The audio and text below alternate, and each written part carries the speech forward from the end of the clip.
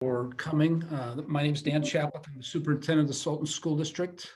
We are excited to present to you a second night of levy question and answer presentation, etc. I want to, before I get started with a brief overview, introduce folks who will join us. Why don't we start with Charlie Weaver? Hi, I'm Charlie Weaver. I'm the Director of Operations for the Sultan School District. I run maintenance, grounds, custodial, and partake in some transportation as well. Dave Moon. I am Dave Moon. I am the technology coordinator for the school district. And I stay in my lane, just technology. And Dan Ballard. My name is Dan Ballard. I'm the Director of Finance. I also oversee child nutrition and risk management for the district. Okay. All right, thank you. So, one of the things that came up last week is how are we going to do this? And trying to navigate live talk, we decided to do it just with sending your questions in. So before we start, I'm going to attempt to answer 4 questions, and I'll let these guys help with that as well. So we have 4 questions that were submitted to us before. I'll read the questions. And some of them are a little bit hard to understand, but we'll try to figure it out. So question number 1, the state Supreme Court required the state legislation to fully fund education. Over this next 4-year period, the levies constitute 25% increase in our school's budget for each of the next 4 years paid directly to our local community. I think this is in addition to the approximately $14,000 per student per year that we are already paying through local property taxes and our new state property tax. What part of the fully fund education is state refusing to pay for? And secondly, is the state mandating or prohibiting our local school board director from spending our state apportionment dollars on the projects important to the community? I'm going to try to pull that together a little bit because then I'm going to let Dan, the finance director, take the start for it. The state Supreme Court did pass a law called the McCleary decision to fully fund education. Fully fund education, if you remember, the big question is, what is basic education? What all does that constitute? So they came up with an answer of that, what that was, through what's called a prototypical schools staffing and funding model. That increased the number of staff, custodians, counselors, teachers, administrators, technicians, whatever it would be, to meet this model of what's prototypical. They also regionalized salaries. Regionalized salaries would mean that we got an average of X amount of dollars that comes to our district, and they would increase that by the regionalization rate. Most of Eastern Washington is regionalized at probably 0, maybe Spokane at 6. In our area, in Snohomish County, regionalization is mostly in the 12 or 18%. We're regionalized at 18%. And so once they came up with an average salary, they increased that, or an average amount they paid for the staff member, they increased that by 18%. And so we put all those factors together, and that's what brought our budget up to $35 million. Okay, so that's one part of it. Dan, will you talk about the 4-year levy? The increase is not 25%. Try to decipher through that the best you can. Yeah, I mean, I want to thank Mr. Briggs for submitting the question, but it is I was having a little difficulty following. Our budget currently is about $34 million. So 25% of that would be $8.5 million. Well, our ask as far as the levy is not anywhere close to that amount. So I'm kind of having a hard time understanding where he was going with that. There are certainly increases that are built into the levy request year over year, but not 25%, not even close to 25%. So that's probably about the best that I can do on the first part of that question there. So not sure if that was there other parts of it, Dan, you wanted me to touch on as well. Yeah, the second manual printing looks so. The second or the last part of the question is also related to question 2, which is the second person. And is the state mandating or prohibiting a local board director from spending our state apportionment dollars on the projects important to the community? The state apportionment is a whole board decision. And I think what this question is really related to is what's been referred to out there as our budget surplus. I call it our fund balance. The board can make decisions on how to spend those things. They have a set criteria of trying to keep 4.5% or 4% of our previous year's expenditures as a fund balance. I'm going to tie in right now to the second part. It's been described that we have a surplus of $2 million. That's our fund balance. That just means that when you build a budget, you keep X amount of money in the bank so that you can deal with issues. Last night or Monday night at Monday night's board meeting, we shared with the school board, Dan Ballard did, that we're going to have a pullback of $829,000 from the money we've received from the state. 1/3 of that will happen in January. It happened right already, and then it happens monthly through the rest of the year. So the 2 month that's described as a surplus is really a fund balance. It's how you operate. It's how you deal with emergencies. The board can choose to spend it, but it's a board decision. This school district has been down below zero or at zero twice that I know of, well before I got here, but it was in the late 1990s. And when your budget goes down to zero or below, the state gets involved and says, basically, you can't manage your money. We're going to help you and direct how you spend it. Or if you're below zero and you have to take out interest-bearing warrants, you have to borrow the money from the county to pay your bills and pay interest on top of it. Those aren't places we want to go. If you go to our website, and I think it's in the levy section, you will see fund balance comparisons. And that's in ESD 189. Out of all the school districts there, we have the second lowest fund balance on hand. And you can see it right there. And the reason it is where it is, and that's the money we had on hand when that happened. Need to remember that number already is $829,000 lower than that, based on what information that we've had for a few months, we knew would take place in January, but did not happen until we saw how much enrollment had improved over the course of the year.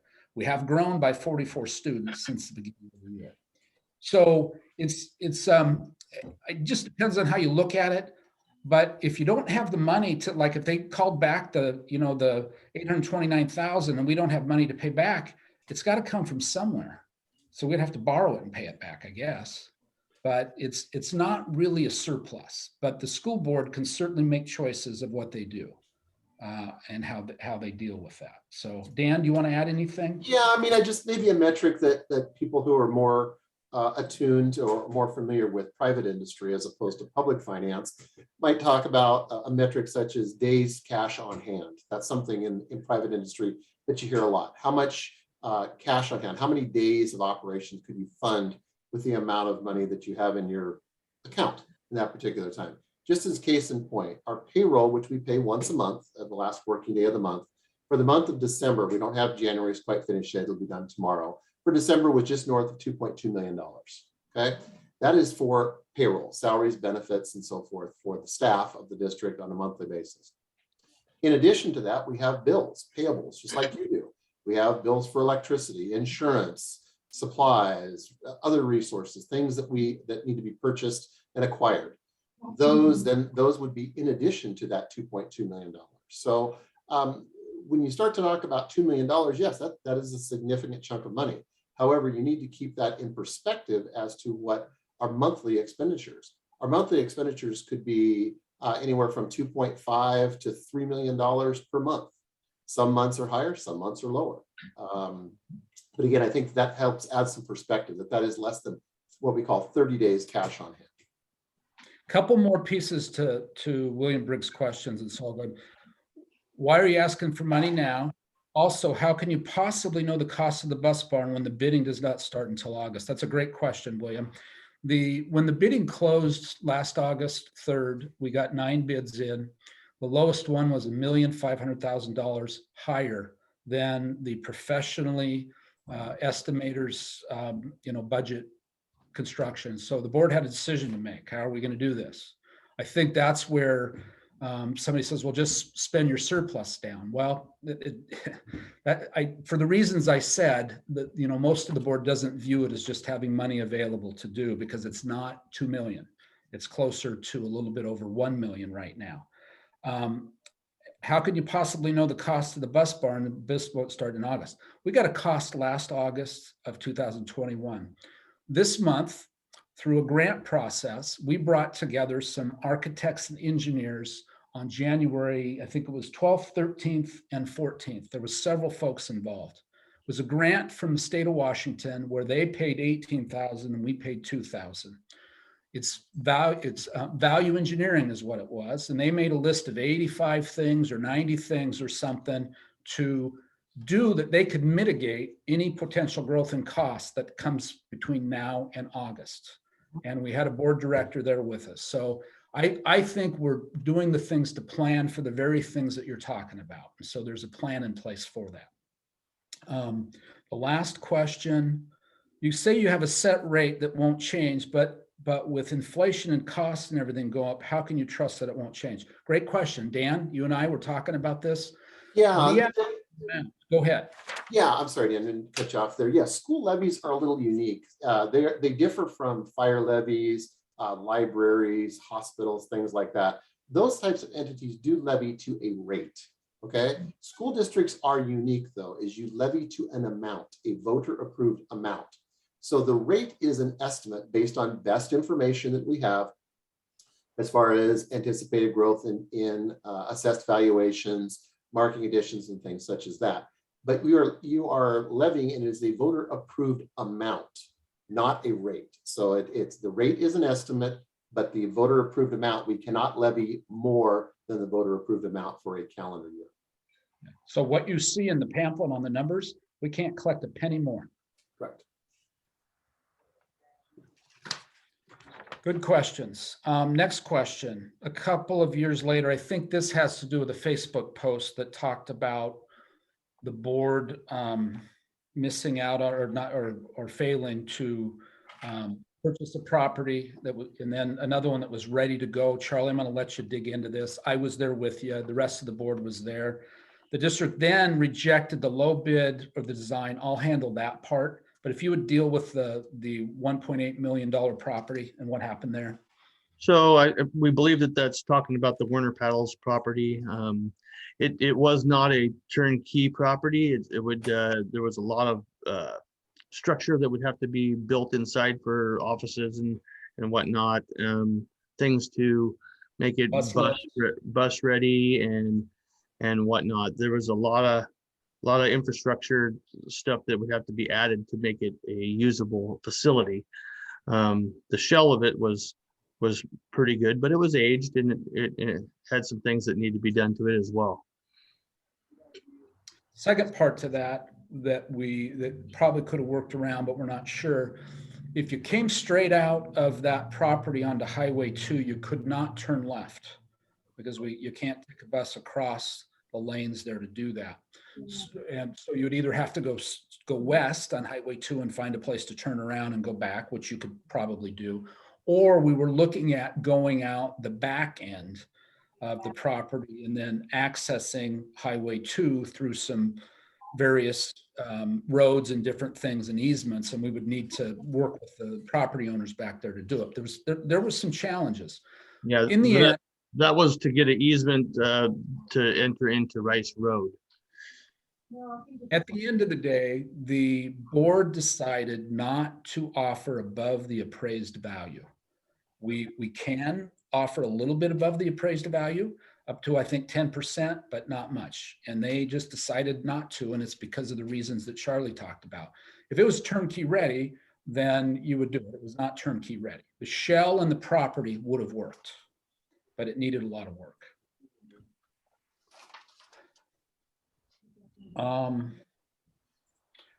So here's the next one. District then rejected low bid in the summer after all the design and financing had been accomplished with no levy.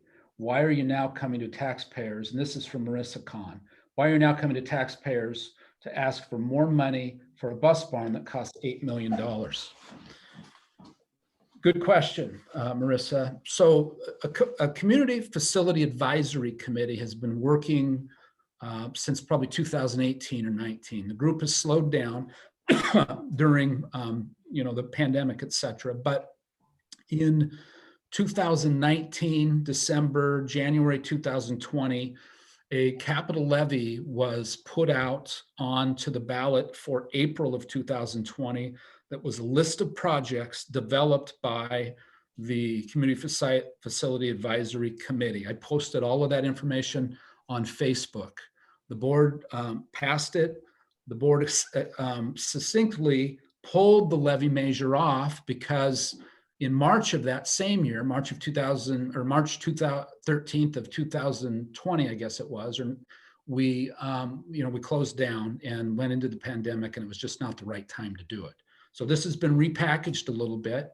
In the meantime, we tried to develop a structure to get a bus barn, a transportation cooperative that we could do in a real unique financial structure. And that would be, if we demonstrate to the state we have the money on hand, and we have to do that through a budget status report, they will go through a calculation process that gives us matching money for the eligible square feet.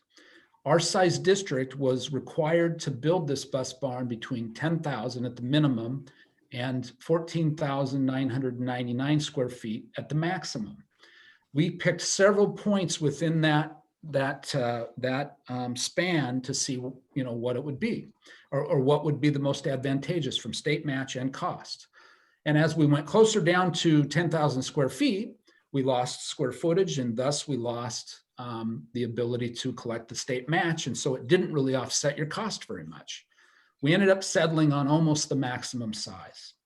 The way this thing was structured was a loan of 1.8 million, which we got from Snohomish County, about $800,000 that we had on hand for capital projects that came to us through the sale of a piece of property out on Reeder Road, and an emergency loan or emergency grant that we received for the middle school roof.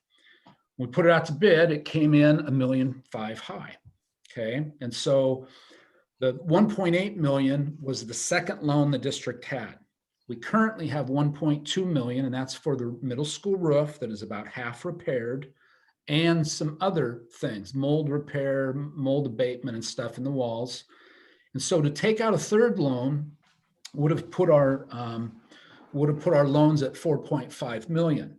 I think it was difficult, if not impossible, for the school board to accept taking out that kind of a loan, having to pay back money that we used to buy curriculum and different things for students out of our fund balance that we also are saying is a surplus. And so when you do the math, it doesn't add up. Okay, and so the board had some decisions to make on what they're going to do. Went through a little process of value engineering, but we had to be a little bit careful with it because we had 45 days to work through this. And there was a November 1st deadline we had written into the loan. And so we ended up paying the money back to the state, a little bit of interest. If the levy, even a levy passes, we're gonna have to borrow money again because you've got to have the money up front to make this thing go. And so it's not a loss. We would have paid interest anyway. The paperwork, like you would do to buy a home, will be done at a much reduced rate to do this the second time, because this is all kind of a surprise that we were 1.5 million high. And so the cost to the taxpayers, and I'm a taxpayer too, is not $8 million. The cost is a little over 8 million total. It's offset by 4 million, or a little bit short of 4 million, for the that we got in the state matching money. And so that's in a nutshell how that all comes together. When you look at, can you scroll down to the bottom of this, Cassie? The levy sheet. So when you look at the sheet over in 2018, where the taxes at that time were $3.50 per thousand, that was for maintenance and operations levy. And then you fast forward, the 69 cents you see down there in the bottom of 2023 is reflected in those 4 years. And so question has been, and I'll just try to preload a question that I'm sure will get asked. Well, you're trying to do a construction project that you should be doing through a bond or at a different time. Well, it's like buying a home.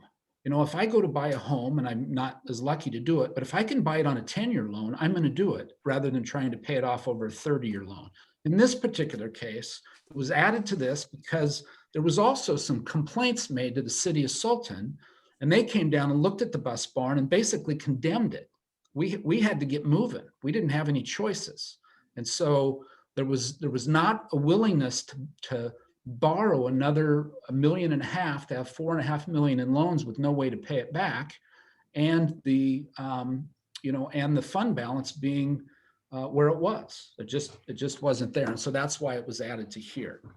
The DNR property plays a role in this too, because the 1.8 million of DNR was structured to be paid back in 5 years by a lump sum of DNR timber revenues. That money has come in at times robustly, and at other times it's been very dry. I shared a couple of situations with the school board over the last few months. One was from the Policy Center in May of 2011, and it starts to talk about things that we've known for a while, that collecting the harvests on those timber sales is challenging and being challenged all the time. The second part is there's going to be a case with the Washington State Supreme Court that also is going to hear a challenge to this. So taking out loans on payback money that you may not have, we may have it, we don't know, is not something that most of the board was comfortable with doing. So excellent questions, Marissa. Please call me or email me if something I said was not clear or you have follow-up questions. Charlie, anything you want to add on that? No. Dan? No. Last question. Why in the voters pamphlets, and this is from John Berkman, why in the voters pamphlet does it fail to mention that one of the levies will be an increase in taxes? I didn't write that up. Dan, do you have anything to offer on that? All of that, the explanatory, I think the person's referring to what's called the explanatory statement that's in the voters pamphlet. And that was reviewed by legal. It met all the legal requirements that were being necessary. So it was not purposeful that information was not put in there.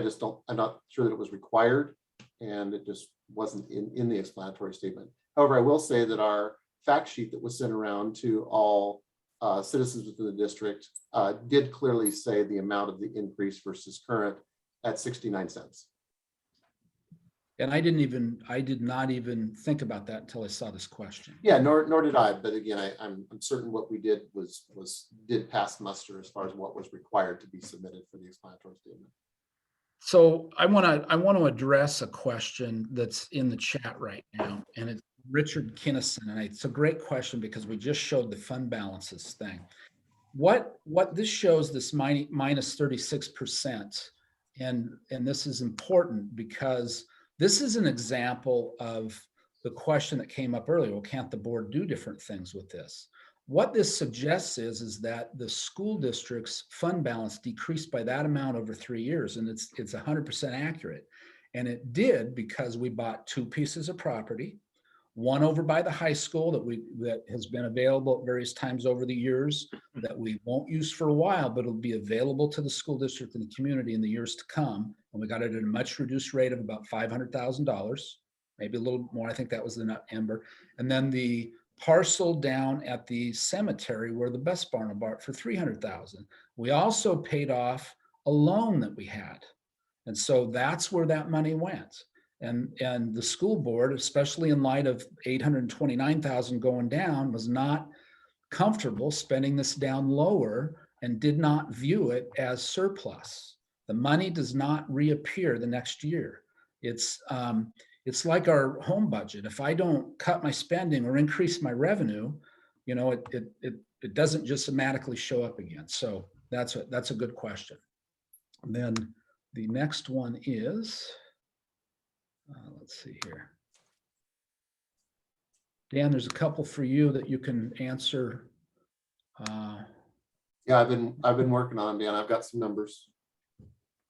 Okay, and Richard, you're welcome.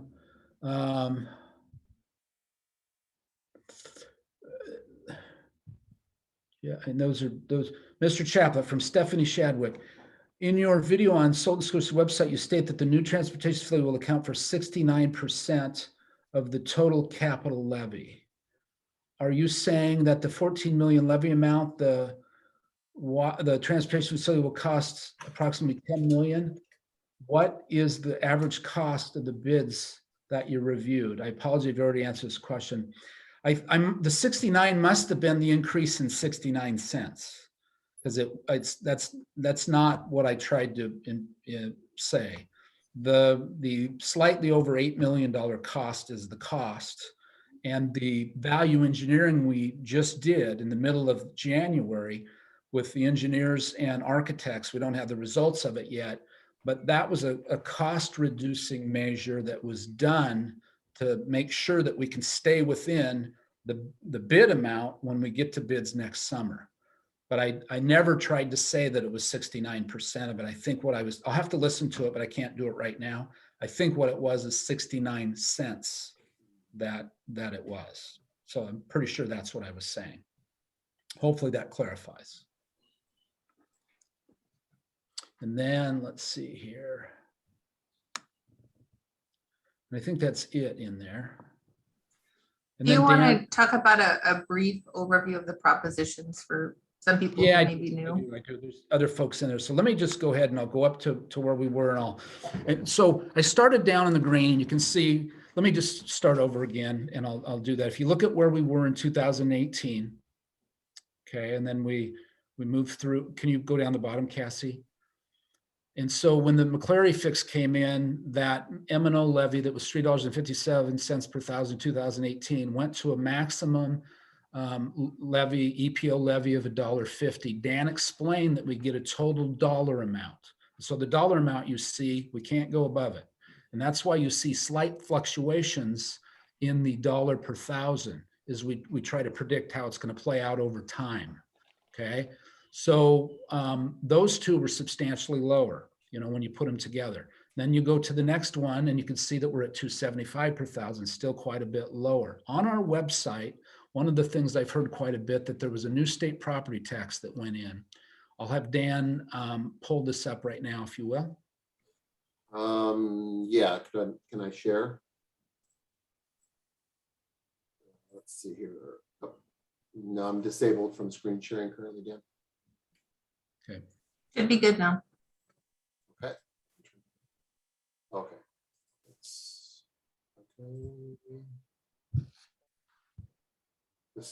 Can you all see that? So now? this is historical taxes for the Sultan School District.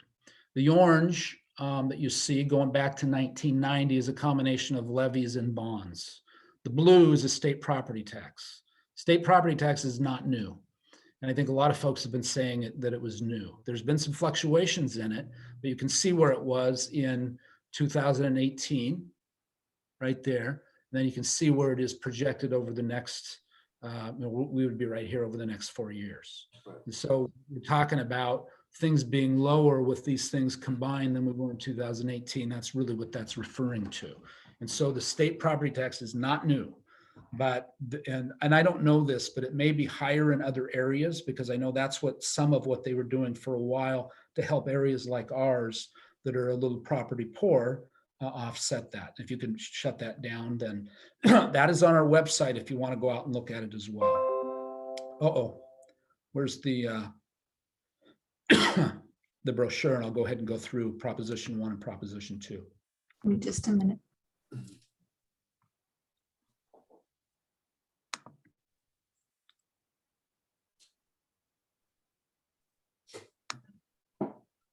Scroll up to the top. So essentially, some protections were put in for levies, and it's a good thing, because the levies going way back from 2018 and before. The reason why we had a lawsuit in the first place is that too much money from local levies was going to pay for basic education. That's why the big question was, what is basic education?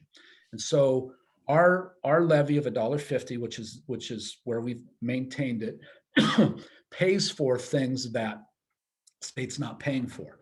Expansion of basic ed programs, college and the high school advanced placement, Avid, it's not mentioned, but those are things we pay for.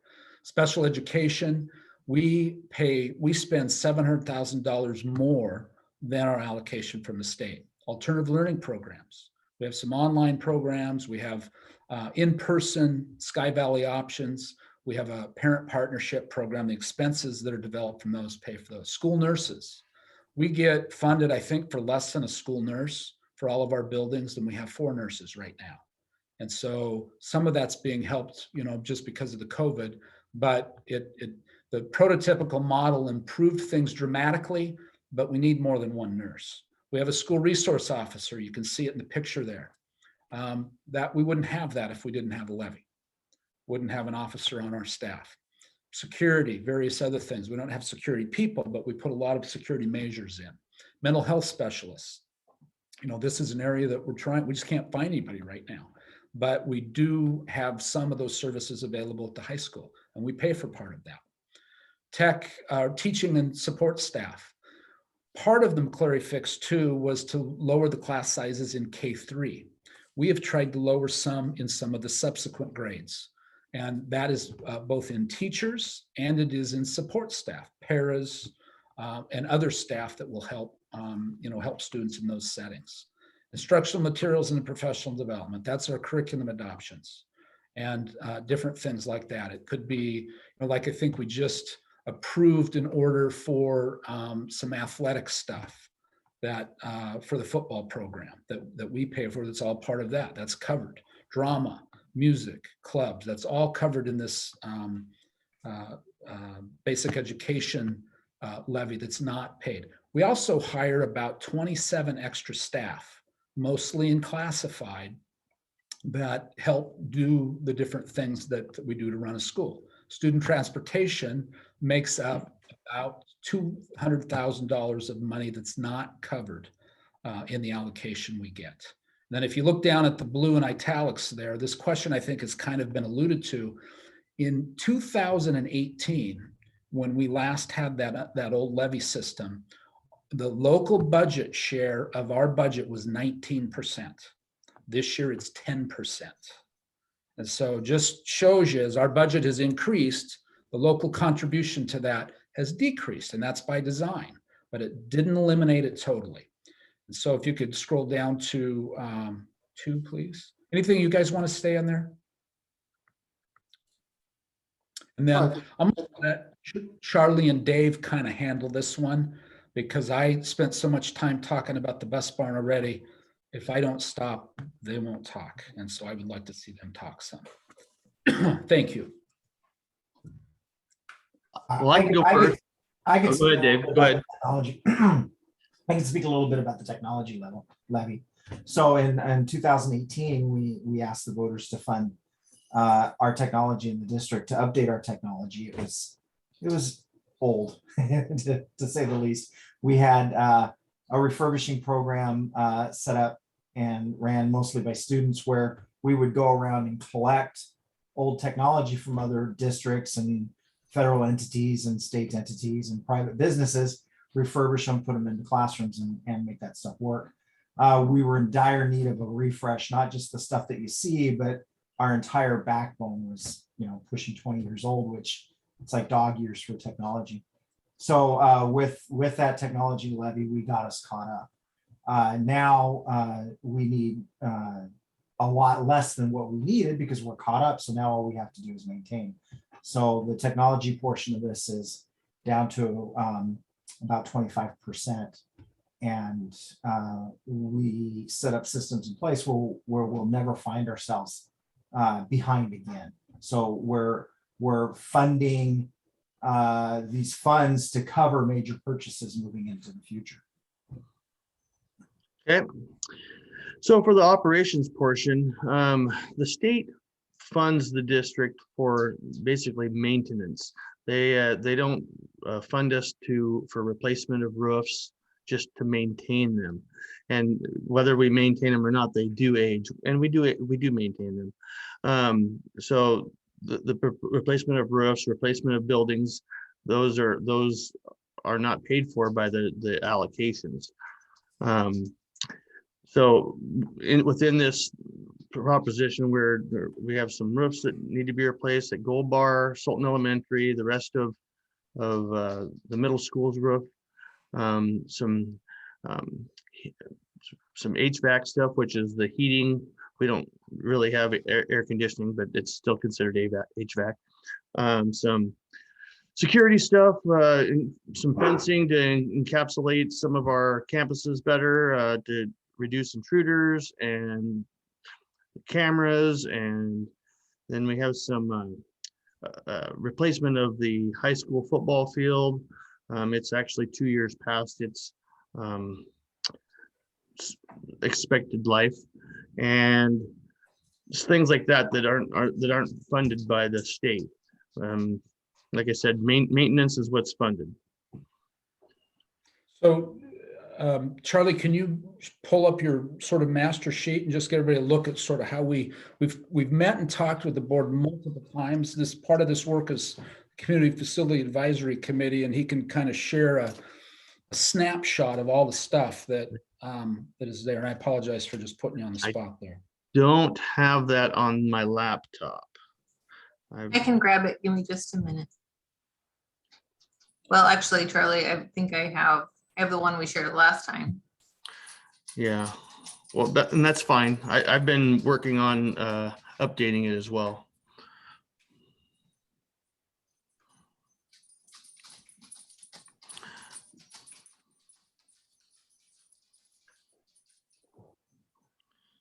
Well, during the silence, I'm happy to share that the Turks JV won tonight's game.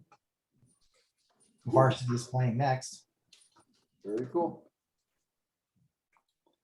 Okay, so I guess it's been a couple of years now that, well, a couple of years since the CFAC group had been together. But prior to that, a couple of years, we built this list of all the things, the major things within the district that that need replaced or have a schedule to be replaced. And so we could kind of try to budget for or foresee future costs and come up with plans to be able to replace items that are aged and failing.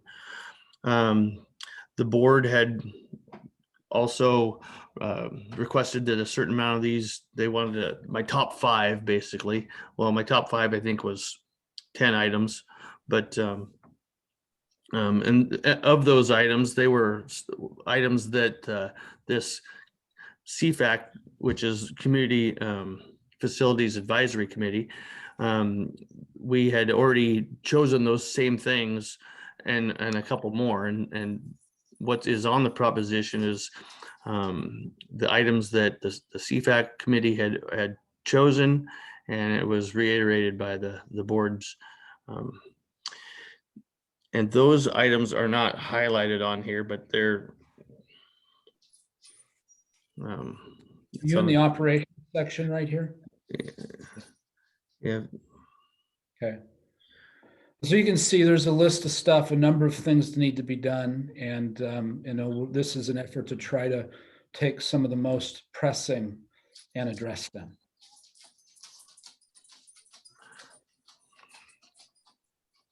Does anybody have anything else you want to add there, Charlie? No. Okay. So Stephanie Shadwick's got a question, and the answer: how does projected growth of homes and families affect the requested amount? Dan, you can take a little bit of that, and I would say that it's partially figured into this, and there's a couple of parts. And Dan, go ahead and explain that. Yeah, it's an excellent question. I'll try to keep it, pretty basic here. So we get the assessed valuation is the total value of all property that resides within the district boundaries. As it's easy to see if you happen to drive up on the Basin Road, we've had a great deal of new assets, new homes that have come in over the past couple of years. So your growth in your total assessed valuation would be a combination of new homes, new assets coming into the pool, as well as appreciation of existing assets, which means the value of my home, Dan's home, Charlie's home, Dave's home, etc., have increased as well. Over the past year, we saw an increase of almost $100 million in assessed valuation, but primarily that was driven by new assets coming into the mix as far as the calculation is concerned. So when we put together a proposition, we try to look forward and we say, what are reasonable estimates on how we feel assessed valuation as a whole, as an aggregate, will increase over the 4 years, the future 4 years, in this case, a 4-year proposition. And we look at various different scenarios where we look at whether it would just be a flat amount on a yearly basis, whether it would be declining, increasing, or variable. And so we looked at 5 different scenarios, and the board chose what we call a variable A/B growth, meaning that it will increase, but increase at a decreasing amount as the years go out, year 1, year 2, year 3, and year 4. So the answer, Stephanie, and we could certainly follow up with a phone call or whatever, is that when you have this amount projected at $1.50 on this levy, and Dan talks about the valuation growing, it accounts for what we think will happen with the new homes coming into play. Correct. And the basically on that is that we have a pie, which is the full amount. And as more homes come into the area, your sliver of proportion is lessened. Yes. Okay, so there's ones. And I'm going to try to answer one of Jeff's. I'm just going to touch on a little bit. And this is more for just a factoid for everybody. One of the questions is COVID money that we've got, or what we call ESSER. We've had 2 things that were not on Charlie's list. They weren't on there. Were they the system, or the Dave, was yours on the list? Was my what on the list? Your intercom system. Oh, no, it was not. Okay. And was yours, Charlie? No. Okay. So we had 2 things happen. We had an intercom communication system failure up at Gold Bar, needs to be replaced. We have to be able to communicate. We got emergency approval from the state to use some of our ESSER money, that's the COVID CARES money, to pay for that intercom system. When is that going in, Dave? Spring break. Okay, spring break. Second thing that happened is we had some panel damage and some different things. I'll let you explain it, Charlie. So during that windstorm we had, gosh, what month was that? Anyway, it was like November, I think it was November. November. Late November. Yeah. We had a short in the system. When the power came back on, there was a power surge, and it wiped out the control boards for the HVAC system at the Sultan Elementary. And that replacement of that front end hardware is being funded by the ESSER's money. $125,000 or thereabouts. So we got emergency permission from the state to do that. But the bigger story in that is the parts for that system stopped being made in 2011. We're in 2022. You can't even get used parts.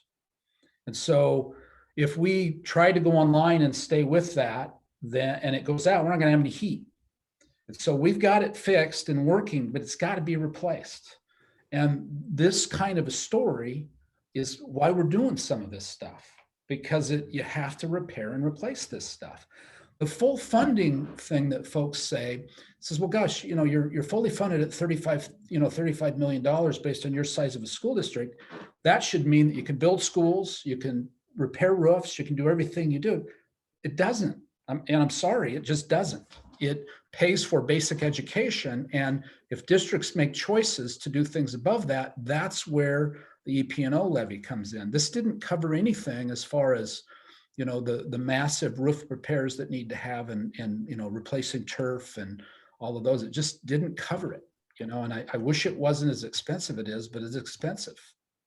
And we've, tried to keep our taxes, we're all taxpayers here too. We've tried to keep it all down. And It's a heck of a challenge. And the longer we let it go, the worse it gets, especially with all of the folks moving in. So anyway, any other questions that people have or any other comments that you guys want to add?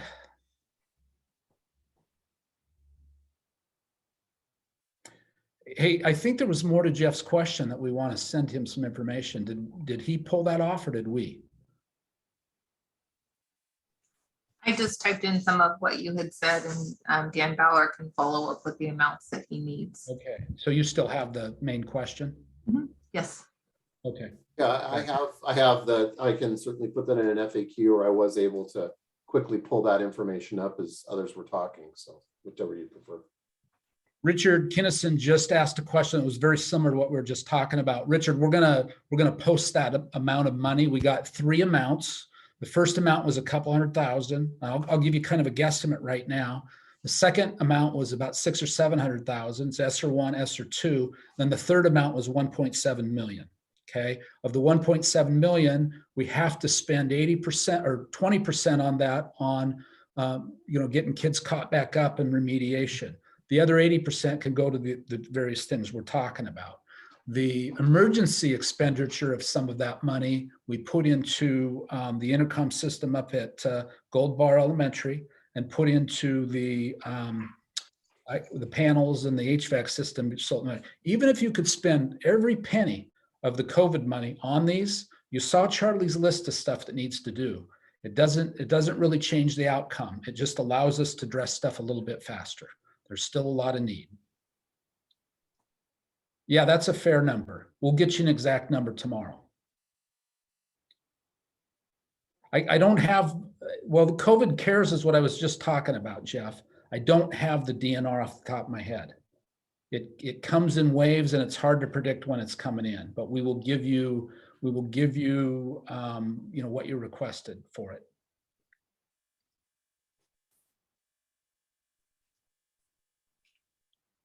And then Not a lot of technology questions tonight. If you guys have anything, I'm available by email or phone. Give me a call. Happy to have a conversation. And then any of you can call me anytime and I'll do whatever I can to answer any of your questions. If I don't know the answer, I'll walk down the hall and get the answer. If they don't know the answer down the hall, we will figure out a way to get you an answer. So thank you for your time. I hope this was helpful. I hope it brought some light on some things that maybe weren't as clear. Good questions. I hope that the ones that were sent in previously we interpreted correctly and made sure that we addressed all aspects of it. If we didn't, please reach out and let us know, and I will sit down with you or whatever and do what I can to answer the question. And with that, if there's nothing further, okay, we got it, Jeff.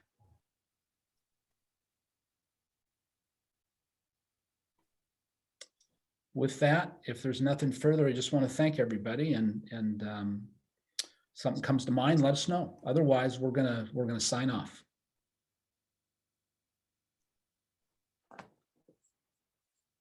Thank you. All right. And